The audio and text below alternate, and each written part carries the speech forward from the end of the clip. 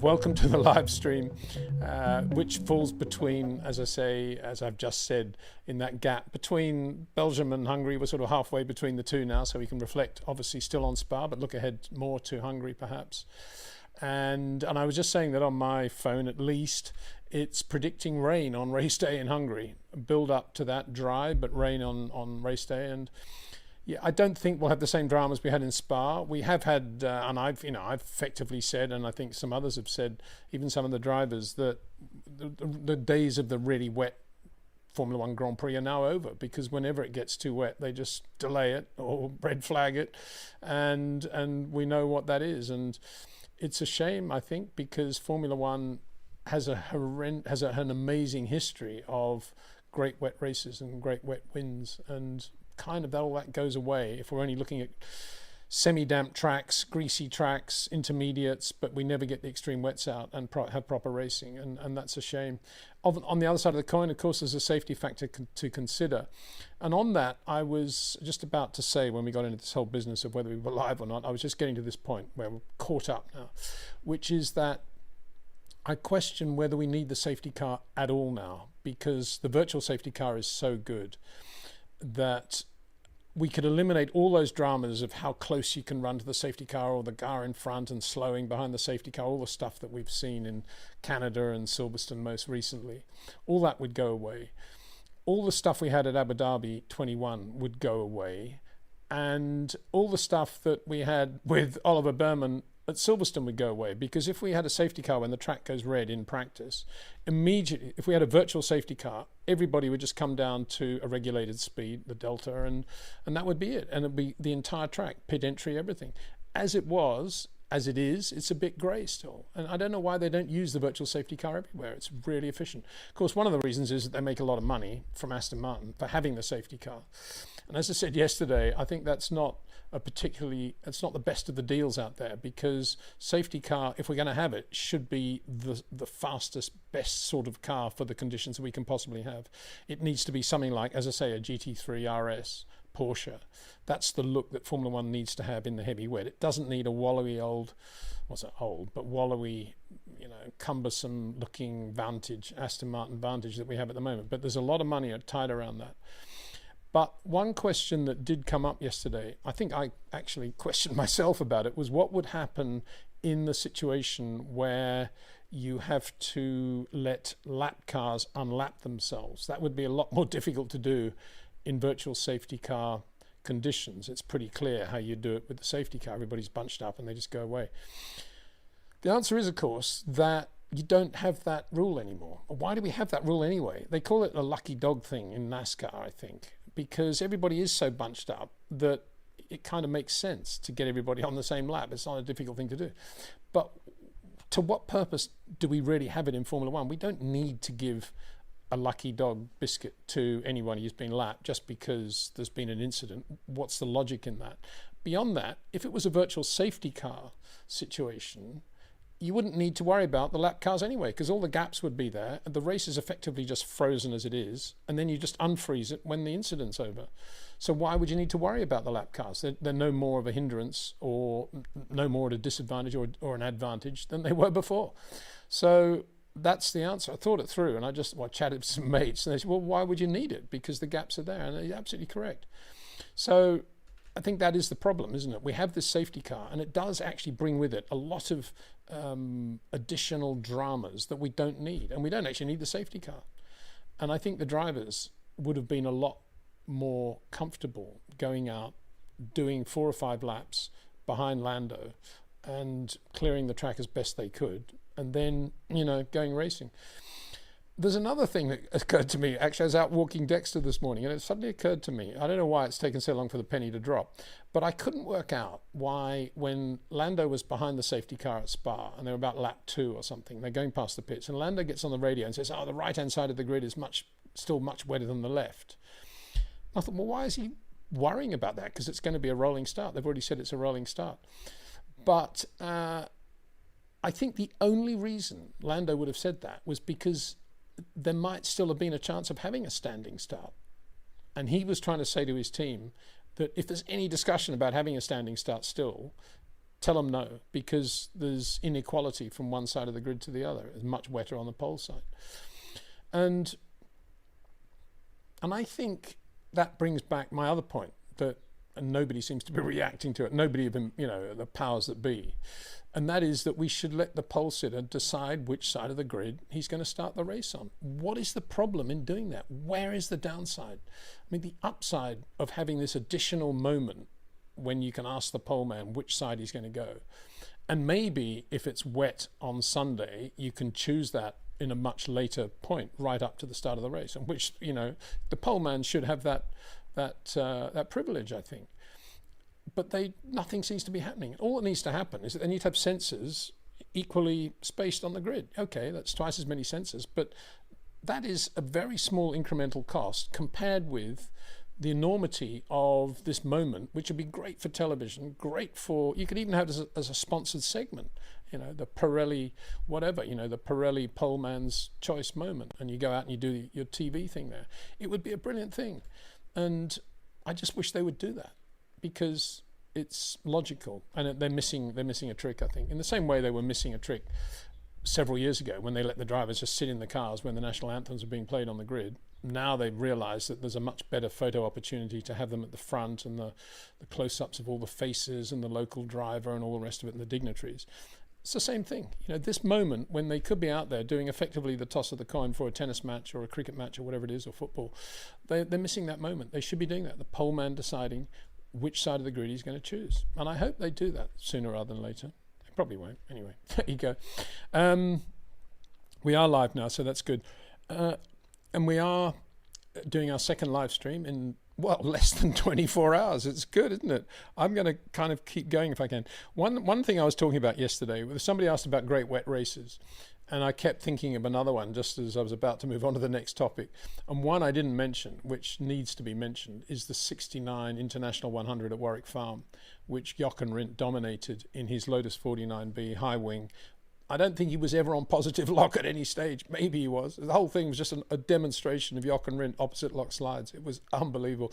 On that occasion, I was flag marshalling on the outside of Paddock Bend, and I'll never forget it. It was just, I mean, it was a year since we'd lost Jimmy, but it was the first time I'd really sort of come to life, if you like, after Jimmy's loss. And I just thought, wow, this is the new era. Gold leaf, high wing, Graham Hill in the other car, Lotus 49B. First win for Jochen in a Lotus, actually. And here I have a picture of Jochen, which I went back into the paddock afterwards, and that was it. They put a garland around him, and there was a trophy, and it was that sort of casual. It was very nice.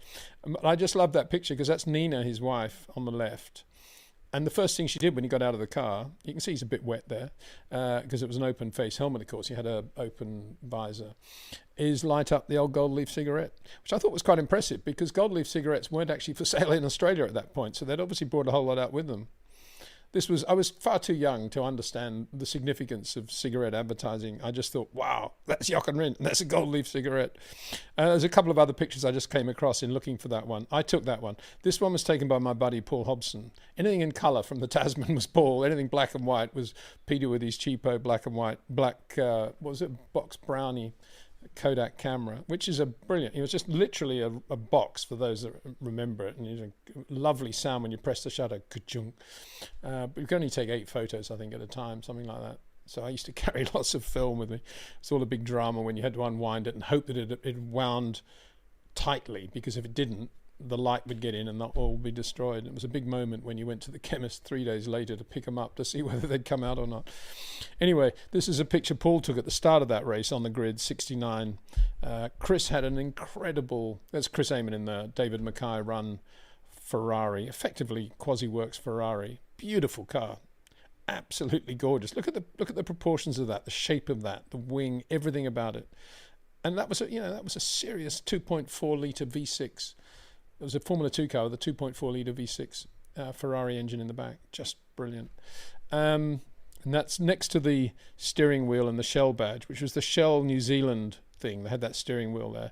You can see the Scuderia Veloci Motors logo of David Mackay, and obviously on the left of that, the Firestone sticker.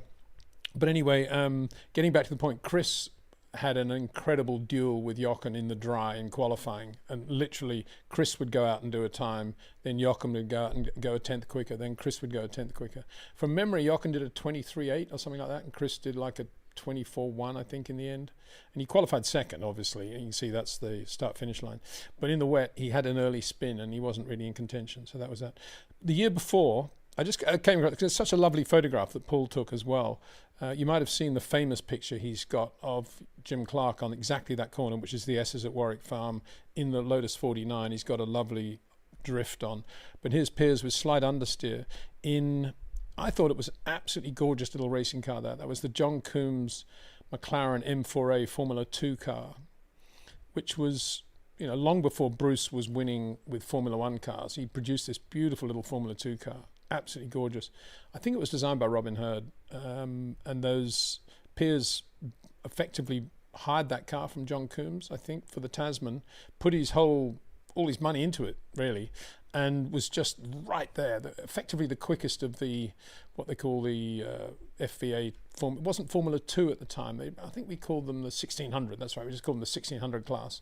And Denny Hulme had a Brabham there as well, and Piers was really quick. And in a letter that Jim Clark wrote to Jabby Cronbach on the eve of that Warwick Farm race in '68, he makes mention of Piers and how well Piers is going and how well he's driving and how quick he is now. And that's, you know, couldn't come from praise from a higher source, could you? And then Piers won that race that I mentioned yesterday, that in the wet at Longford at the end of the Tasman Series, in that car on wet weather, even narrower Dunlop tyres. And then finally, this is just a lovely picture that sums up Australia, doesn't it? Blue sky. And I just love that Total Racing Team Mustang. I loved all the Total Racing Team cars. And that was Ian Gagan's Mustang, with which he won 1 million races. Absolutely perfect preparation. And it breaks my heart now when I occasionally go up to somebody from Total at a race and they've got the new logo. And I mentioned that I was a big fan of the Total Racing Team in Australia, and they look at me as if I'm completely mad, have no idea about what I'm talking. Sad, isn't it? Because that was Total at its peak, in my view. Look at the cars in the background there. It looks like a Daimler SB250 and an E-Type coupe, and you've got like a sort of Morris Oxford thing, Falcon station wagon. Brilliant, isn't it? We all wore white overalls, and that flag flying is the AARC, Australian Automobile Racing Club. It's a lovely picture. Anyway, enough of all that. Back to reality, as they say. Let's get on with some questions. And we have, again, I'm going to be doing quite a lot of these live streams now, so if you don't get your question or comment on the screen, me talking about it, answering, trying to respond, don't worry, we'll be doing lots of more of these. Alex G is the first one. Hi, Peter. Wouldn't it be good in there will come a similar pre-race situation like Spa, that they remove parc ferme conditions? Found it very unfair for some drivers. Best regards. Oh, what he's saying is, of course, we have this thing now where you can make very small adjustments for the wet, like with the front flap, and I don't know what the other one is. Maybe, yeah, probably tyres. Well, obviously tyres. I think pressures maybe, but nothing else. Rear wings completely fixed, and you got to make this decision before. And it's a good point that Alex makes there, because why wouldn't you want to allow full adjustments to the cars if the conditions are deemed to be, inverted commas, wet? You know, I'm just thinking as I speak, why do we have that rule anyway? Why can't you make wing adjustments? And I mean, Carlos Sainz actually, I think he did one lap, didn't he? And then came in and they put full, oh no, he came in after the original formation laps, I think, and decided to just put on full wet settings, which is a big mistake, of course. But at least he did that. I mean, he was at the back, though, so it didn't really hurt him. But yeah, I think you're right, Alex. I think you're absolutely right. You know, because everybody, well, it's interesting, actually, what would have happened, isn't it? I suppose if you're Red Bull run by Laurent Mecchi, who's got all this FIA experience, you would say, no, it's going to be wet, full wet. And of course, you know, so would they have actually changed Max's wing or not? I don't know. I'm just trying to think why they don't do that anymore. When did all that stuff come in? Yeah, it was when it was the new qualifying system, wasn't it? And everything had to be done before Q1, and it was a big thing. You know, whatever setup you've chosen for Q1, that's your setup for the race, and everybody thought that was wonderful. I must admit, I never thought that was wonderful. I thought, what is that all about? Why? I mean, Parc Fermé in reality should be about regulations and making sure everybody conforms to the regulations. And we do a lot of checks. We do post-race checks, obviously. We do checks during qualifying. So why, if you want to adjust the rear wing, let's say it's only that, maybe ride heights, why would that be something that they wouldn't want to encourage to have better racing? It's a very, very good point. Thank you for that. Lou Sequoia, hi Peter, I can't thank you enough for sharing your experience and knowledge with us. Was there any other driver back in the days who were driving sideways like Gilles Villeneuve? Well, yeah, obviously. I mean, Ronnie Peterson was a classic Gilles Villeneuve driver. If you know, Ronnie and Gilles just overlapped, and I'm sure they would have realised a lot of an affinity between the two of them. Jochen Rindt, for sure. Fräulein Gonzalez, for sure. I've never seen a picture of Gonzalez in a Ferrari where he's not on opposite lock. Keke Rosberg, incredible car control and slides.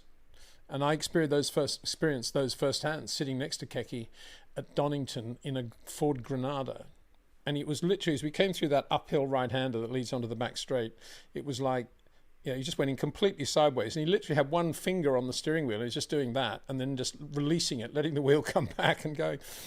One thing I forgot to mention, actually, is that there is a YouTube channel out there. And I actually recommend everybody has a look at this YouTube channel. I wouldn't normally do this because, everybody's tastes are different. But for me, this is one of the best YouTube channels I've ever seen. It's called Rust Bucket Motorsport.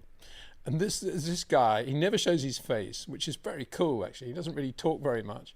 But he was, as I understand it, he was some sort of, I think he's sort of Middle European would-be rally driver. Very, very talented, who tried very hard to get into at least Rally 2. Never really had the brakes, never really got the money. So he started this thing called Rust Bucket Motorsport, this YouTube channel.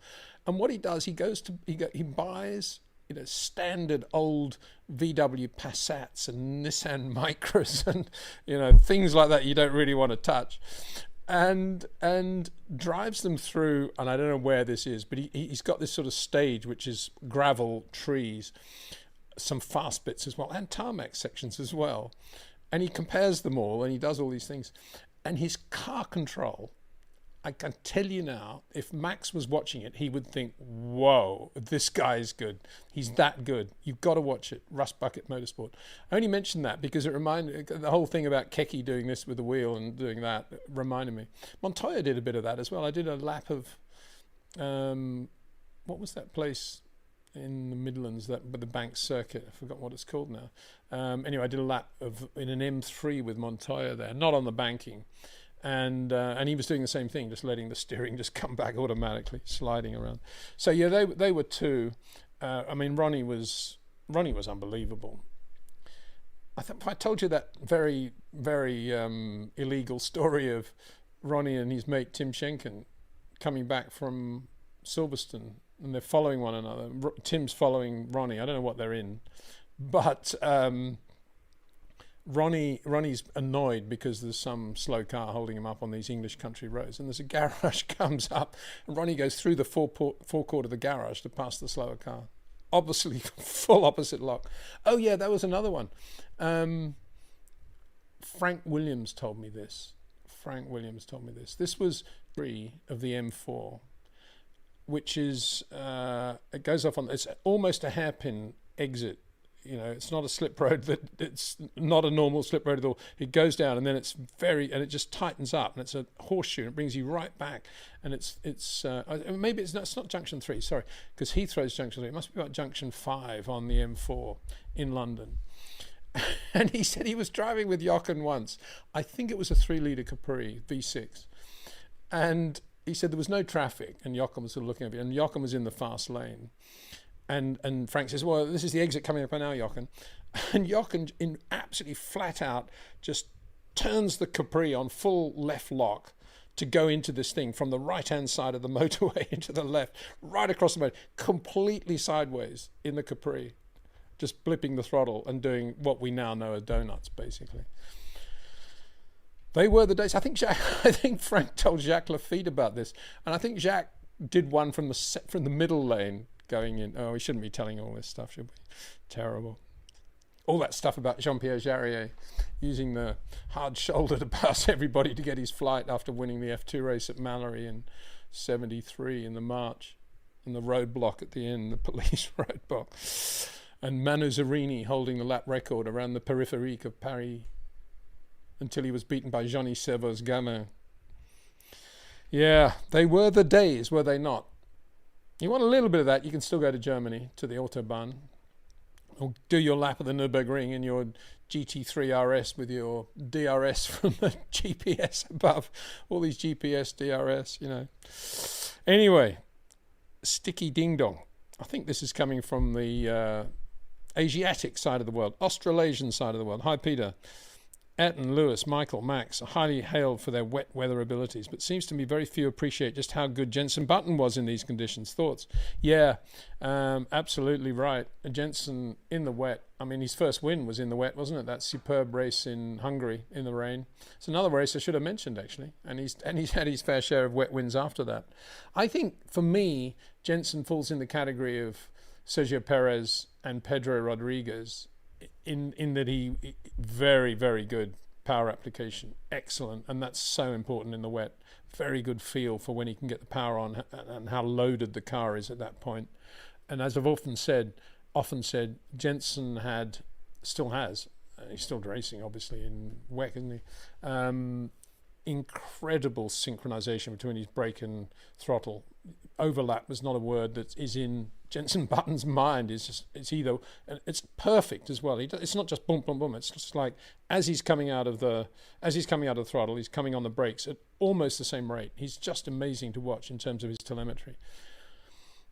I mean, he was never a short corner driver, Jenson. He was always very, very subtle and supple, but he was always quite long on approach. And I think that showed in that he never really liked an unstable rear. He's never been a rear end driver.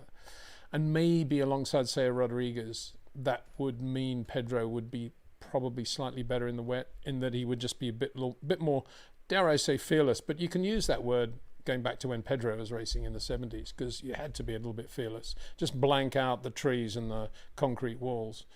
And I think Pedro was very, very good on entry to corners compared with Jenson. But I think if Jenson had good grip and good balance, as he did, for example, with the was it the BAR Honda, I think? Yeah. He was difficult to beat, very difficult to beat. But I would say, all things being equal, same car, Lewis would be quicker than Jenson in the wet, only because of his entries to the corners and his ability to do what he needs to do in the middle of the corner. Jenson would be possibly slightly ahead of him if he did an overlay from apex to exit, but that's not, and that's a very big thing, and that's one of the reasons Jenson was so good. But I don't think it was a massive difference between Jenson and Lewis in that area. So yeah, good point, very good point about Jenson. We should never forget how good that guy was, and he still is. Sticky ding dong again, and riffing off Alex G, first comment on the Parc Fermé. Ferrari and Michael Spa 97 after the morning warm-ups and the grid lap had the foresight to add, exactly, downforce switch to inters. So that's in anticipation of a rolling start. Lap 5, Michael was over half a minute ahead. I think Fisico was the other driver to do similar. I really missed that aspect. Exactly, and I think that anticipation and doing what is going to bring the best out in you and the car is again part of what Formula One is all about. And we should get rid of that ridiculous draconian regulation. Why do we have it? The more I think about it, the more annoying it is. Thank you very much, Alex G, for mentioning that, because it's time we revisited that. And I'm not here saying I'm a Max fan or I'm a Charles Leclerc fan. I'm a fan of both of them. But if you were a Dutch Max fan and you went to the Belgian Grand Prix, you wouldn't have enjoyed that race very much, would you? And what's the point of that? We all know that if you'd had less rear wing, it would have been a closer race between he and Charles. I'm not saying he would have beaten Charles, to be honest, because the more wing you take out of a Red Bull, we know how bad they are in terms of grip and balance on the wet bits. Sector 2, in other words. And Charles was just peerless that day. Peerless means he had no peer. So I still think Charles probably might have beaten him, but it would have been closer, that's for sure. and they should allow it. Sarosh Soman, Peter, Russ is always on the edge. Russell, long corners and quite fast. At the same time, he also seems to be quite good with time management. Your thoughts, please? Yeah. Well, I can remember doing a video about him when he was in Formula 2, driving for ART, and I remember thinking, how does he do that? He's doing lap times that, Jack Aitken can match, but his tyres go off in 3 laps, and yet here's George, and he's doing the whole race, looking after the tyres. And that was characteristic of George in those very, very early days. And I think it's because he is very good at getting the car pretty centered and very flat before he puts inputs into it. And he's got that feel for making sure the tyres are sitting squarely on the road. And you see that with George. It's a bit like, he's got a bit like Fernando Alonso like that, I think. He's got that ability. Once he's got the initial turn in under control, everything with George is quite sort of flat and stuck to the road, as it is with Fernando, as I keep saying. And that's a great talent. It's a talent for feeling. That was Dexter. What's going on? It's a great talent for feeling. I need to get a Dexter cam going, don't I? I can get another camera going, I think. Just whenever Dexter wants to join in the conversation, we can get his input. I actually have better conversations with Dexter than I do with a lot of people these days. I don't know if that's a sign of the times or a sign of me or what.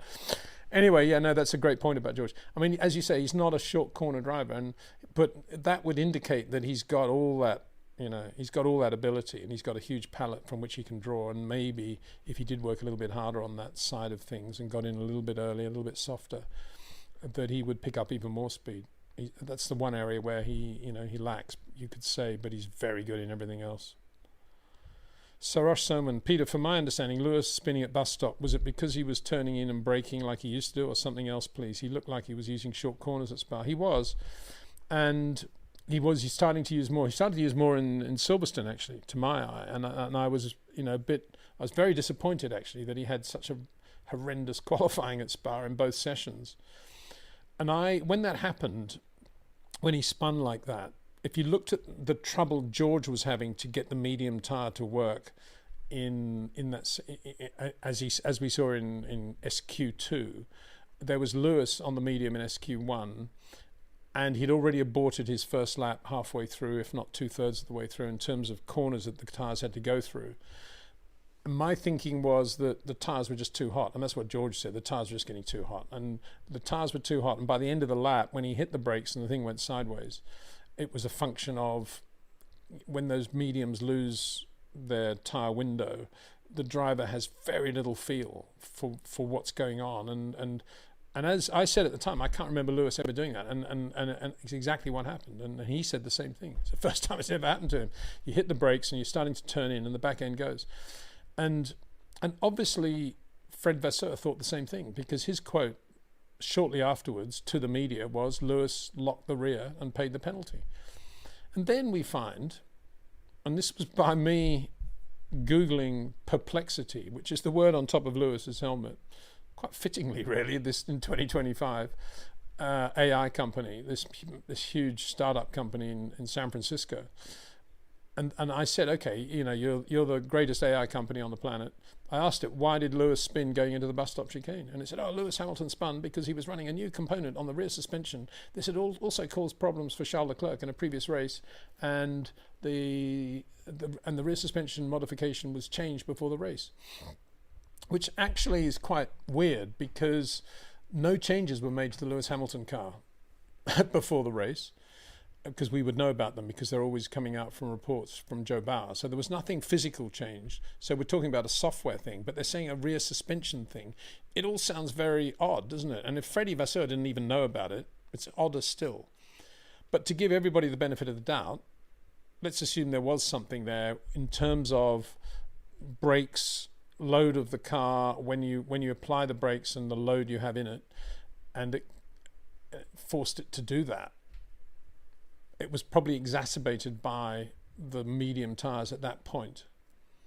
Also, I don't know, it all sounds a bit fishy to me. I mean, I'm sure everyone would say, let's move on, but everyone involved. But it is a bit odd that perplexity tells us that this was some new thing being tried on the back of the car, the rear suspension, which I don't know what that means. I mean, perplexity, please advise. When you say rear suspension, do you mean the rear of the car? Do you mean brakes? What do you mean? I mean, brakes are not really suspension, are they? So please be more explicit. Perplexity. Equally, you've got Freddie Verso saying Lewis lock the rears. Maybe that's what the issue is at Ferrari. Nobody knows what's going on. You know, it's a bit weird, isn't it? You'd never let something like that fester. You'd want to know exactly what happened. I think from Lewis's point of view, he probably thinks, yeah, it was that thing that they were running on Charles, and he didn't like it either, and that's why I did it. Won't happen again. And of course, to his credit, he did actually brake pretty late and well into the bus stop chicane throughout the race and in proper qualifying, right? The only problem then was cutting the corner at Radillon, the top of the hill. Sarosh Soman says, it's a double treat for me to have 2 live chats followed by a Grand Prix weekend. I make sure that I listen to your chats when I'm driving since it keeps me going when I'm stuck in Indian traffic. Well, there you go, Sarosh. I hope the traffic's not too bad and that you got some nice cars around you that you can look at, you know, a few old Lotus Elans and some nice Lamborghini Miuras or maybe a Porsche Carrera 6 whizzing past at this moment. Wherever you are in India? Yeah, right. Anyway, thanks for the message. Another one from you. Peter, 93, Prost was not getting the feel of the active ride, from the active ride. My inference based on interviews with David Brown, Patrick Head, was that he had to change his driving style. Your views, please. Well, he definitely had to change his driving style. So did Nigel, so did Riccardo Patrese, so did Damon Hill, so did everybody. So nothing new there. Of course, with the active ride, you have to take advantage of its ability to keep the same ride height and enjoy that downforce that comes with that static ride height, but you have to get through a barrier to do that on quick corners. Copse Corner, Silverstone, British Grand Prix 92, great example. Nigel 30 kilometers an hour quicker than Ricciardo going in. But what I know and hear, what I understand is that not only did Prost obviously have to come to terms with active ride, but he didn't actually apply himself to the methodology of using the active ride as well as everybody at Williams thought he would. Bear in mind, nobody called Prost the Professor when he was actually racing. That was something that was generated very late, much later on. And a lot of people today think, oh, Alan Prost, the Professor. He was never called the Professor. He was just Alan Prost, you know, jumping from motorhome to motorhome to make a few phone calls home so he wouldn't have to pay for the calls and spreading them out between all the teams, and they all welcomed him in. A lovely guy, in other words. Absolutely brilliant. Played a lot of tennis with Alan and golf, and just a great guy. Really like him. But he was just a race driver. And he, when he got to Williams and they said, right, we need to take you through the active ride thing, and this is what you do, you press this button and that button and wait for it to come up. His eyes just glazed over and he thought, nah, I just want to drive this race car, I don't want all this rubbish. And because he's a race driver, he's not the guy you think. And I think that's why. And, you know, today you will get, if you're lucky enough, and you'll meet Patrick Head in, he's in Sardinia, isn't he? And you're out on the boat and you bump and you both go ashore to some little inlet and you're having a chat over a drink and you ask him about Prost versus, say, Mansell in terms of how they use the active ride. He will say, oh no, Mansell was much more into the technology and completely understanding how it could be used in every different scenario which he faced, whereas Prost wasn't that interested and he wasn't that, you know, wasn't that technical. Interesting, isn't it? And it showed up there. And to some extent, this is not a criticism of Alan either, because he's a race driver, and I think people miscast him for too long. And I'm not talking about his recent time with Renault. I'm talking about when he had his own Formula One team. And it was all paid by Pedro Diniz, I think, basically. A lot of funding came from that, plus French sponsors and so forth. But he basically didn't have to worry too much about money. It was all about operational skills. And it was pretty disastrous. As Nicky was, when Nicky was involved as a consultant to Ferrari later on in his career, it wasn't very good. And when Nicky was running Jaguar, he wasn't very good. I mean, race drivers are race drivers. And, you know, and just on that subject, there's quite a lot of talk about how Cadillac, because there's nobody around, they've got to run 2 experienced drivers. It's the only way to come into Formula One. So they're looking at, you know, Valtteri Bottas, Sergio Perez, who obviously will bring some Mexican money with him. And I'm thinking, what a crying shame. They're not going to put some young hotshot American in at least one car. And you ask why, and they say, oh, well, we need the experience that these guys have. And okay, I'd like to have a list of all the drivers with all this enormous experience who have won Grand Prix, let's say, all this experience, when they've gone at some point in their career to a lesser team or a new team, how they've managed to help that team improve. I can't think of one example. If you think of Massa or Barrichello going to Williams, what did they do to help? The team absolutely stayed where they were, didn't improve at all. And so it goes on. This whole thing about experience is nonsense because regulations change, cars change, everything's different. Racing drivers are racing drivers. They're not engineers. The technology is a subject that they know they have to kind of touch the surface of, but it's not something they have to really be involved with. And that's it. They just drive race cars. So to me, what will Valtteri Bottas bring to Cadillac? Yeah, he'll bring a system that he's known over the years of how to set up the sim and how to relate the sim to reality and this and that. But to me, if they run those two guys, they'll never know actually how quick their car is, and they need to have a really quick young guy who makes a few mistakes in the other car. They need to have somebody like Isaac Hadjar. And look at that, it's a very good example. Isaac Hadjar, straight from Formula 2, no experience at all. And he's blowing away Liam Lawson, who's got lots more experience. That's exactly my point. They need somebody like that. Somebody really quick and fresh, Dino Boganovic, or I don't know, Richard Verschoor probably would do a good job. Any of those quick F2 guys would be Alexander Dunn, who's looking really good, isn't he? I mean, he gets in a Formula E car testing and very good. Formula 2 at Spa, unbelievably good. What a driver. And it's such a shame that there's this sort of cliche about, oh, we got to have an experienced driver. What do they mean by that? Do they mean, oh, we got to have a guy that doesn't put it in the wall? Is that what they mean? Or do they mean this guy with all this experience is going to immediately take us right up to the middle of the grid, if not the front of the middle of the grid, because they've got so much experience? It's beyond me sometimes the way they think. And especially if you're going to do an American team, get a young American in there. Live with the few shunts he's going to have, but at least have a young American driver in there. There will be, whoever the best guy is right now, give him a chance. That would be my thing. That is my thing. Sema Dragoon says, Hola, Peter. Hola. Buenos dias. Dilstar 22. Hi, Peter. Do you rate Nico Rosberg at all? I believe he's absolutely world class because of his consistency, especially 2014 to 16. Your thoughts, please. Oh, yeah, of course, I rate Nico.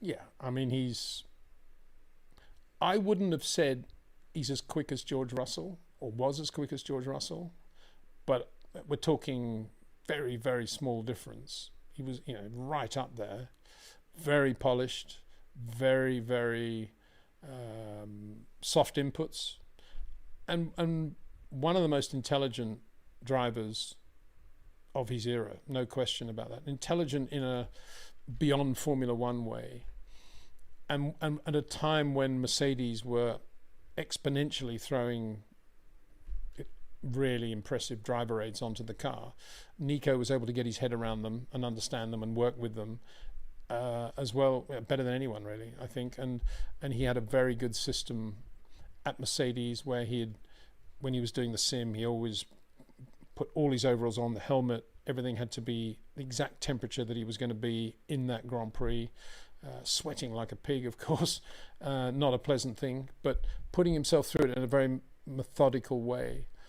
And he was also self-critical as well. I mean, it didn't really come out in his demeanor, I don't think, but my understanding, and I knew him reasonably well in his early days, was that he was always looking for ways to improve and criticizing his own ability, and would come up periodically and say, how did I look through there, or what did you think? And that's always a great thing that a driver's like that. Multilingual, class act, isn't he, in so many ways. And yeah, just amazing really. And I like the way he loves looking at his dad's, periodically loves looking at his dad's races and just, having fun with those and seeing how good his dad was as well. Very different sort of driver. to his dad, who was always driving on the rear. I think Nico was much more evenly spread. He's very good with the front end of the car as well. So yeah, he's good. Of course he's good. He was world champion, wasn't he? But how good was he? Was he better than John Watson, for example? I'm not sure he was. I think, you know, that says a lot about John Watson. And, you know, the races John Watson won in the McLaren at Long Beach and Detroit, middle of the grid, beating Niki Lauda in the same car, you know, that was impressive. So, yeah, you know, he's there or thereabouts to John Watson in terms of sheer speed, but in terms of his ability to put the complete package together and his intelligence. I'm not saying John's not intelligent, but he is.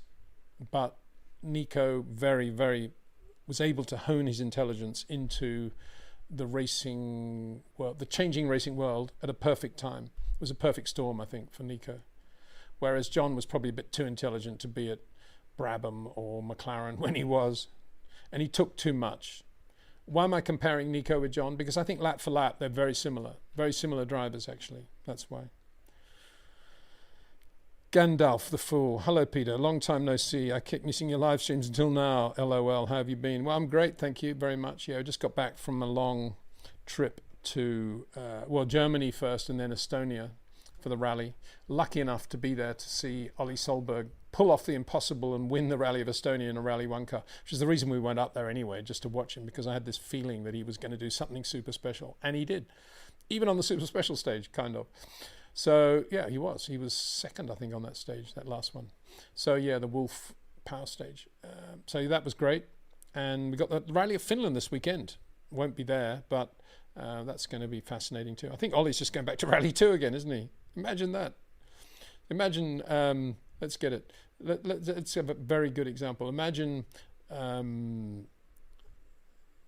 Alexander Dunn is suddenly drafted in to drive a McLaren instead of, I don't know, one of the two drivers, we won't select one, and wins the Hungarian Grand Prix.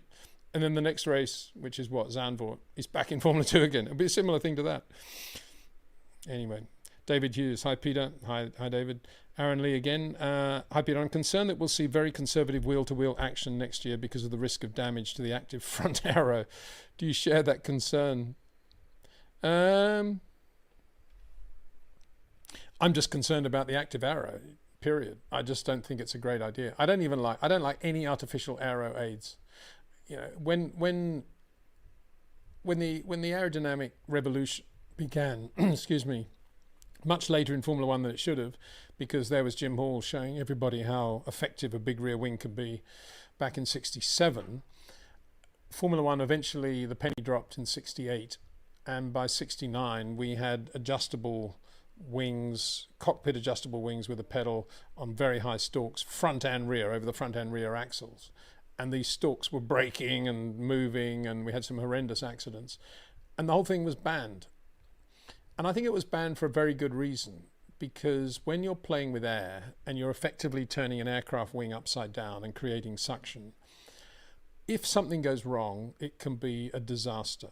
And if you start bringing man-made additional tweaks in there, ostensibly to make it easier to overtake and the racing more interesting, you're playing with fire, in my opinion. We've kind of got away with it with DRS. There have been a few nasty incidents. Marcus Ericsson at Monza being a very good example of one where the DRS went wrong.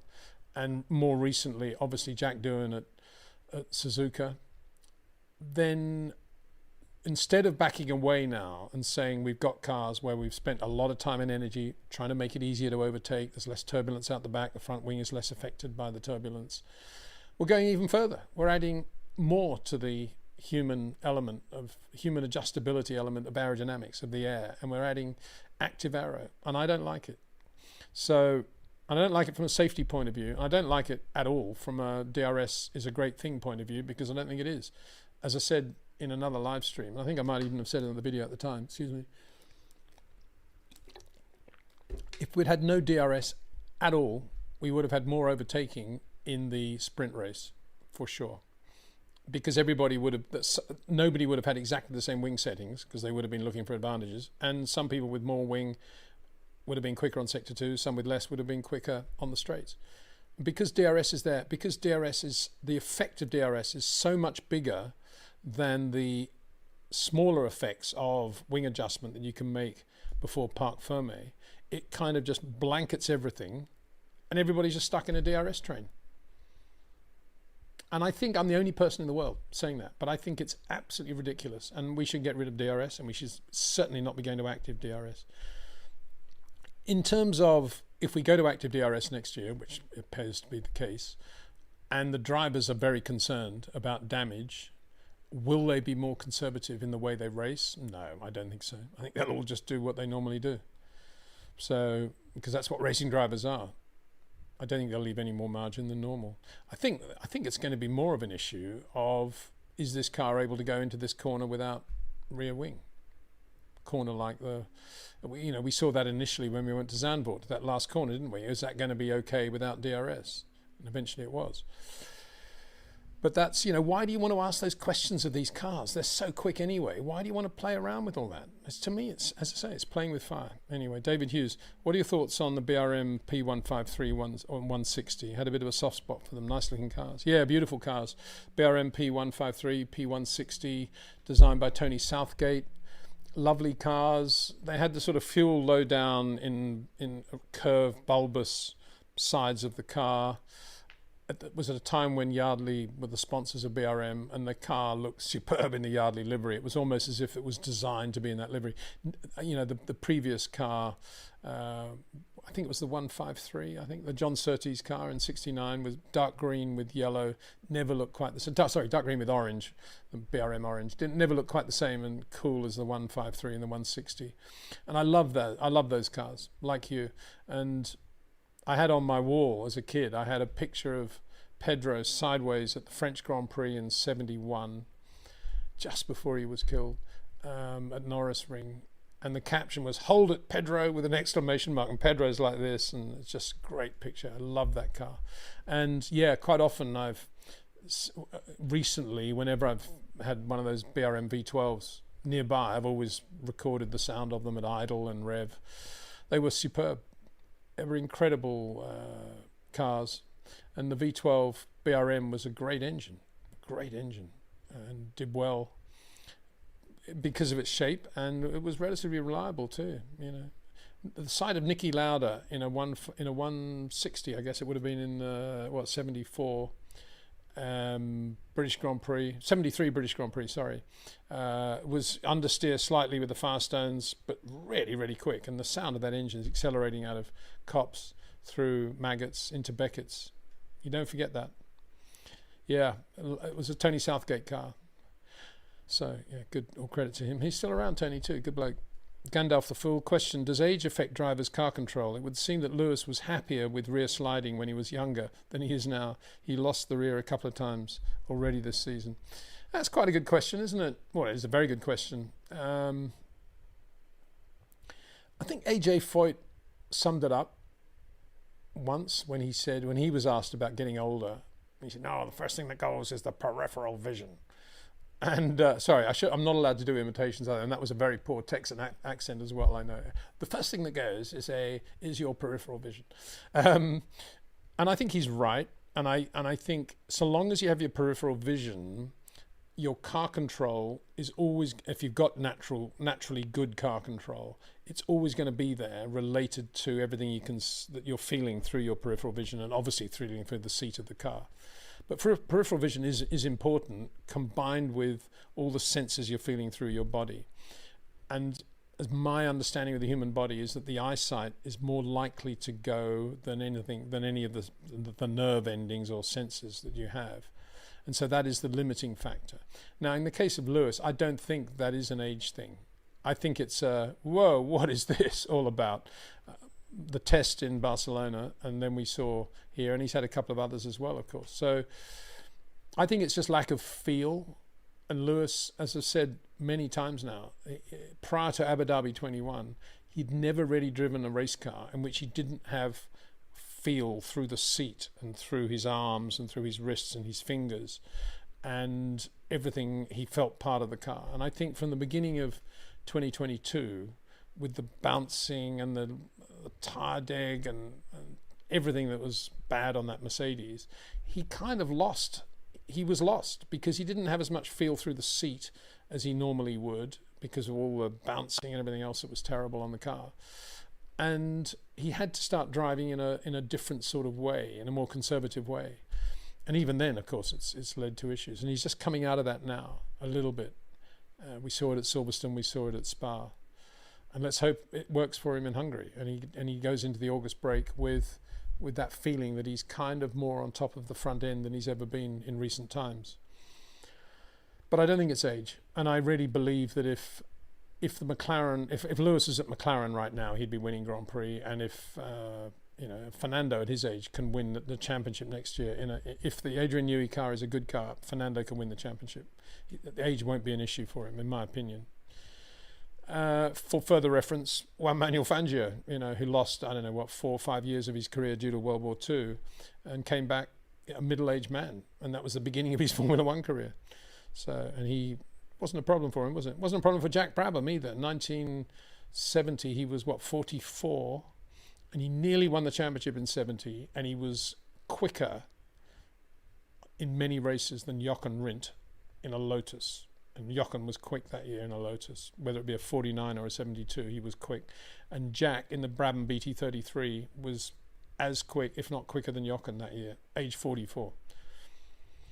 M.A. Khan, Peter, you've done, come on, not too many more of these things. It's making me embarrassed. Peter, you've done such an amazing job with driver insights in historic Formula One that many fans have stopped subscribing to traditional media.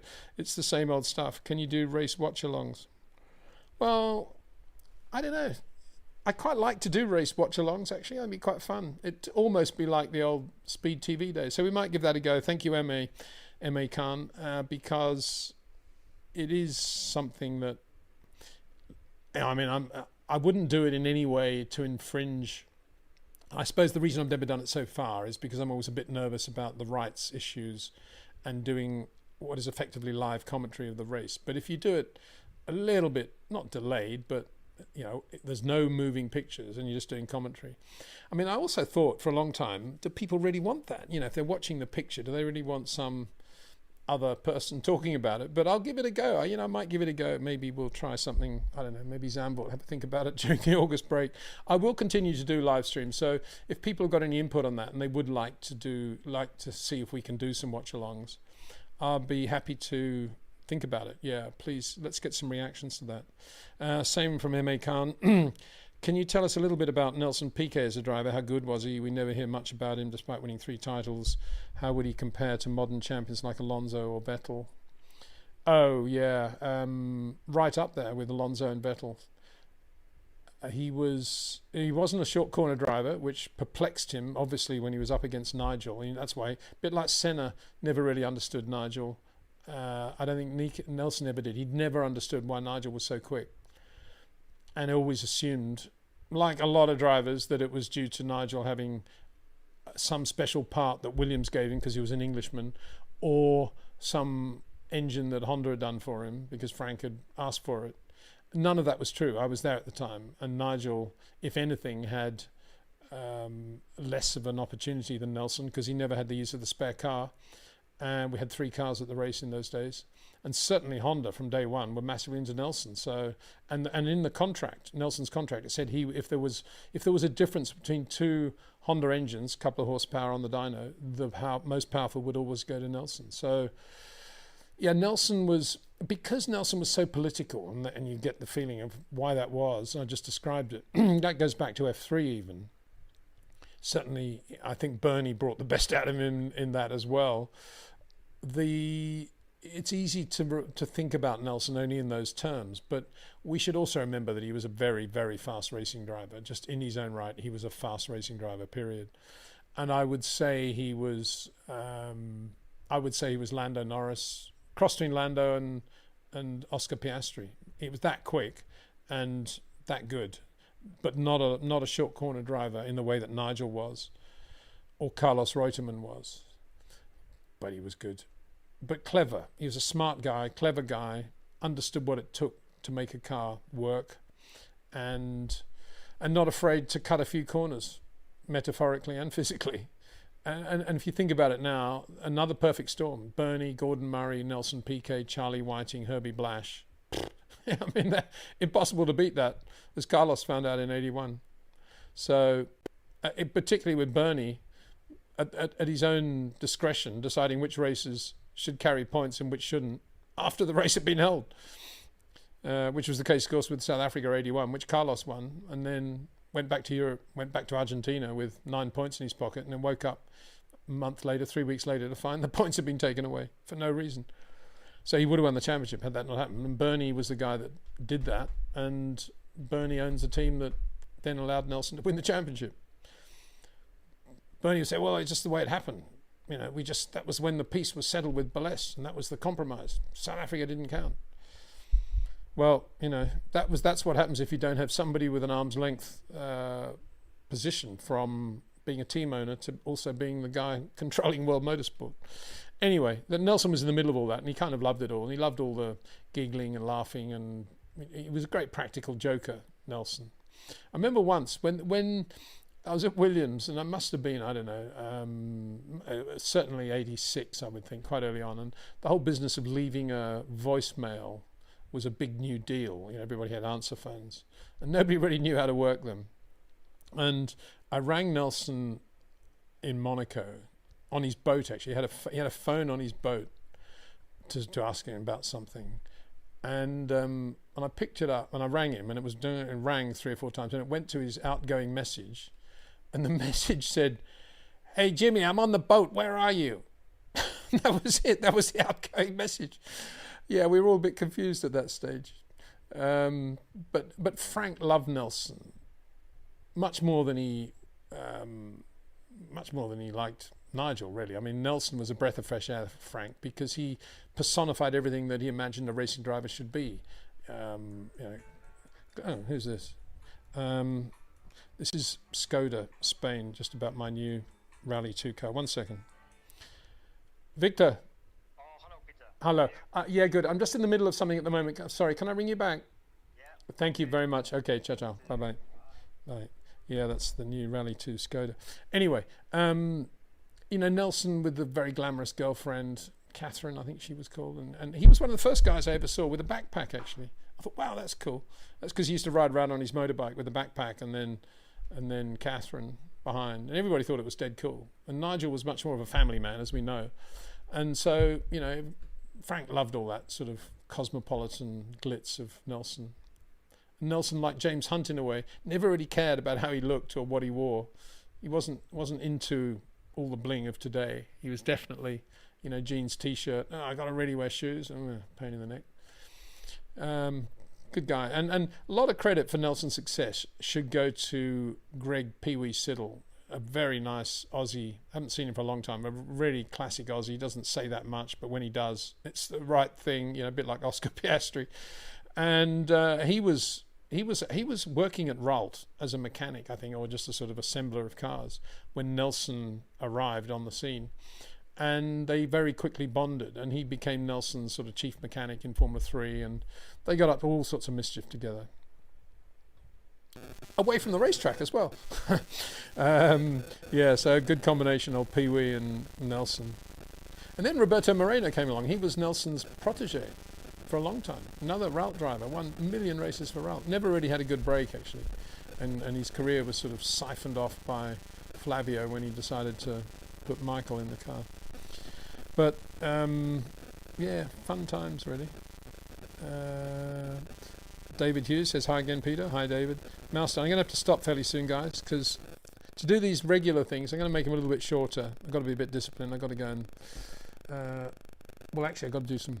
Very important, I've got to give some breakfast to Dexter. And he's looking as if he wants some... Yeah, okay. Won't be long. Do one more.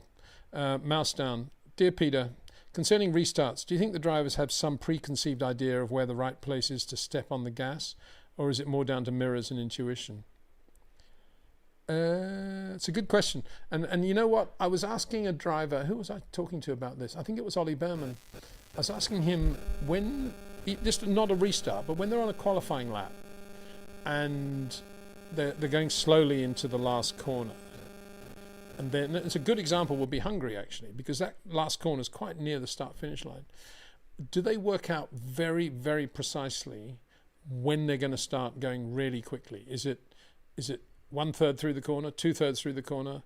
Where is it that they're actually loading up the car to the point where it's where they want it to be as they cross the start-finish line? How is that point calculated?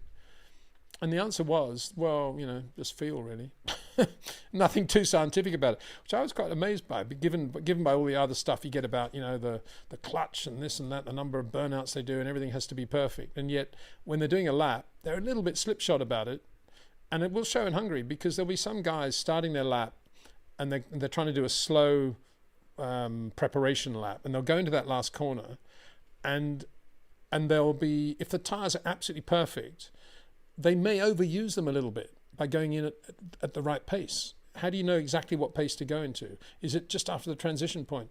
And that could affect things, how you do that. And they don't seem to have a really scientific way of doing that. As for the restarts, of course, it's all down to, correct me if I'm wrong here, you can't actually overtake anyway, can you? I think you can be close to the car in front, but there is an overtaking line. So I think that whole business of when is the guy in front going to accelerate has gone away to some extent, because in the old days, in the Alex Wurz passing Juan Pablo Montoya days at Brazil, you could anticipate something like that and do a really good job.